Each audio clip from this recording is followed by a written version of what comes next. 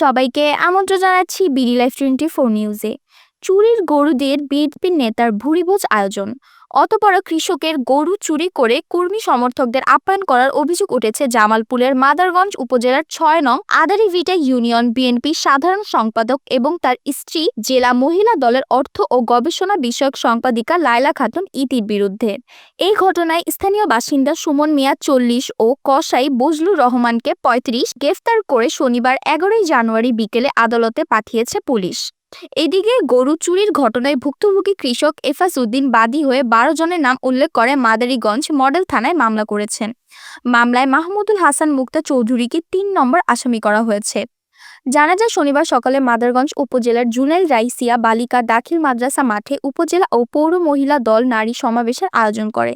ওই সমাবেশে অংশ নেওয়া কর্মী সমর্থকদের জন্য উপজেলার দক্ষিণ কয়রা গ্রামে ভুরিভোজের আয়োজন করেন আদারিভিটা ইউনিয়ন বিএনপির সাধারণ সম্পাদক মাহমুদুল হাসান মুক্তা চৌধুরী এবং তার স্ত্রী জেলা মহিলা দলের অর্থ ও গবেষণা বিষয়ক সম্পাদিকা লায়লা খাতুন ইতি। এদিকে গতকাল শুক্রবার দিবাগত রাতে মাদারগঞ্জ উপজেলার জোরখালী ইউনিয়নের খামার মাগুরা গ্রামের কৃষক এফাস উদ্দিনের গোয়ালঘর থেকে একটি ষাঁড় গরু চুরি হয়।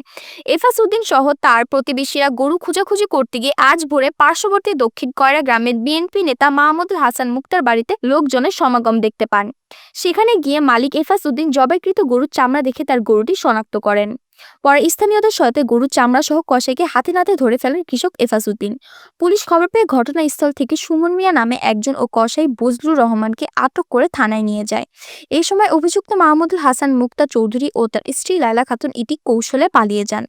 পরে দলীয় কর্মী সমর্থকদের ভুরিভোজের জন্য রান্না করা বিরিয়ানি স্থানীয়রা ভাগাভাগি করে নিয়ে যান। মাদারগঞ্জ উপজেলা বিএনপির আহ্বায়ক অ্যাডভোকেট মঞ্জুর কাদের বাবুল খান সাংবাদিকদের জানান, মাহমুদুল হাসান মুক্তা চৌধুরীর বিষয়টি আমরা শুনেছি। অভিযোগের সত্যতা পেলে তার বিরুদ্ধে প্রয়োজনীয় ব্যবস্থা গ্রহণ করা হবে। এ বিষয়টি সরকারি পুলিশ সুপার সাইদুর রহমান বলেন, গরুটির মালিক এফাস উদ্দিন বাদী হয়ে মামলা করেছেন। ঘটনাস্থল থেকে ২ জনকে আটক করে আদালতে পাঠানো হয়েছে। অন্যান্য আসামিদের গ্রেপ্তারে অভিযান অব্যাহত আছে।